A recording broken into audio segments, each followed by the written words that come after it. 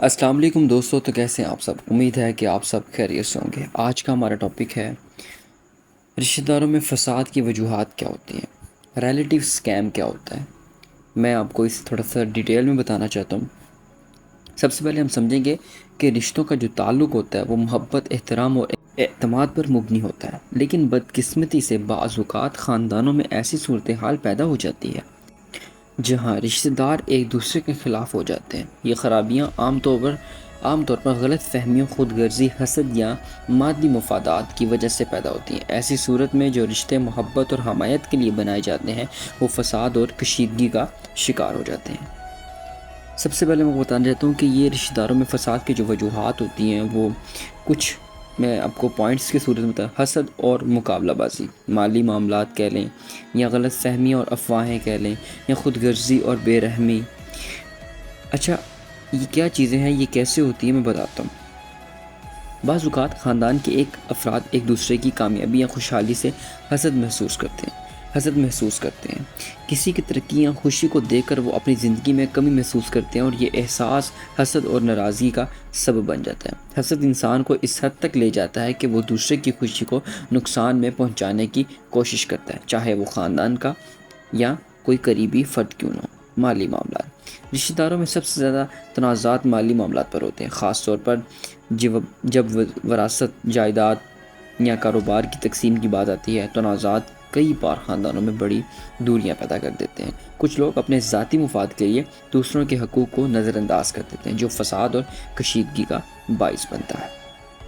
خود غرضی اور بے رحمی، کچھ رشتہ دار صرف اپنے مفاد کی خاطر دوسروں سے تعلق رکھتے ہیں۔ جیسے ہی انہیں کسی کا فائدہ حاصل نہیں ہوتا، وہ اس رشتے کو نظر انداز کر دیتے ہیں یا اس شخص کے خلاف ہو جاتے ہیں۔ یہ رویہ خاندان میں ٹوٹ پھوٹ اور نفرت کا بیج بوتا ہے۔ میں سمجھتا ہوں کہ ہمیں ان سب چیزوں سے دور رہنا چاہیے اور آپس میں محبت پیار سے رہنا چاہیے۔ رشتوں میں فساد سے بچنے کے طریقے کیا ہیں، میں آپ کو بتاتا ہوں کیا طریقے ہیں۔ سب سے بڑی بات ہے اعتماد اور کھلی بات چیت۔ رشتہ داروں کے درمیان کھلی اور صاف بات چیت ضروری ہے تاکہ غلط فہمیوں سے بچا جا سکے۔ جب آپ کے درمیان کوئی مسئلہ ہو تو بات چیت کے ذریعے اسے حل کریں، افواہوں اور شکایتوں کو اپنے سے لپٹنے نہ دیں، ٹھیک ہے۔ دوسرا ہے حسد سے بچاؤ، اپنے دل میں حسد اور نفرت کو جگہ نہ دیں۔ کسی دوسرے کی خوشی کو اپنی کمی مت سمجھیں، دوسروں کی کامیابی کو سراہیں اور اپنی زندگی کے مقاصد پر توجہ دیں۔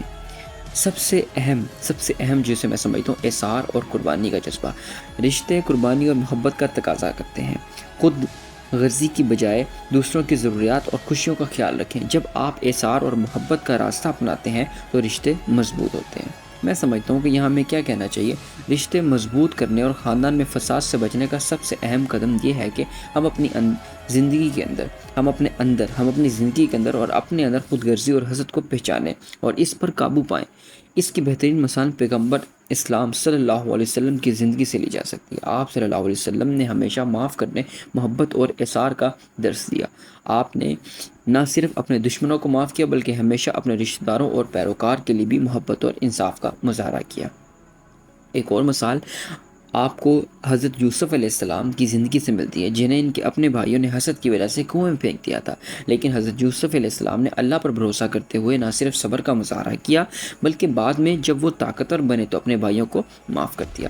ہمارے لیے ایک سبق ہے کہ صبر اور معافی کے ذریعے رشتے کی بہتری کی راہ ہموار کی جا سکتی ہے۔